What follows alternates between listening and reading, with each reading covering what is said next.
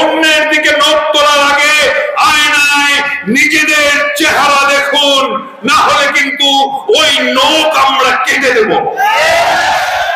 এইটুকু বলবো, বাংলাদেশের অভ্যন্তরীণ বিষয়ে হস্তক্ষেপ বন্ধ করুন। বাংলাদেশের জনগণ যদি একবার খেপে যায়, যদি লড়াইয়ে নামে, কোন অপশক্তি কিন্তু সামনে টিকবে না। আদুয়ার কথা যদি খেয়াল না থাকে, যদি বড়াই বাড়ির কথা খেয়াল না থাকে, আমরা কিন্তু খেয়াল করে করিয়ে দিতে বাধ্য হব। সুতরাং বাংলাদেশকে দুর্বল ভাববেন না, ভাবলে কিন্তু ভুল করবেন।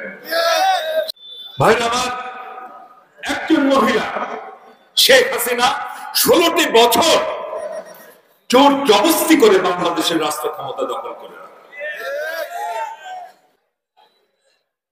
আমরা 9 বছর লড়াই করে দেশে গণতন্ত্র ফিরে এনেছিলাম, একটি নির্বাচনী ব্যবস্থা ফিরে এনেছিলাম।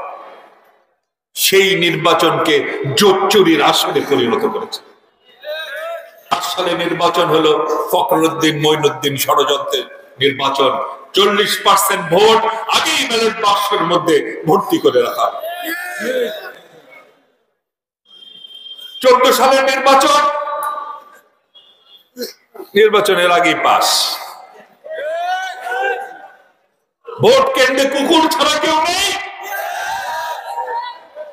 ভুলে গেছেন সেই নির্বাচন? কত সিট যেন আগেই পাস করে গেল। 18 সালের নির্বাচন, হায় হায়, আগের রাতেই কাম শেষ। ভাই আমার, নির্বাচনকে এই অবস্থায় নিয়ে গেছেন শেখ হাসিনা। ভেবেছেন এটা আমার বাপ দাদার দেশ, বাপের দেশ, যা ইচ্ছা তাই করব। শেখ হাসিনা ক্ষমতার নেশায় সেই শহীদের রক্তের সাথে বেইমানি করেছেন।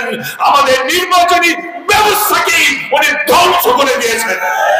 অন্য কোনো কারণে না, শুধু এই কারণের জন্য হলো তার 1000 বছরের জেল হওয়া উচিত। অন্যগুলো তো আছে।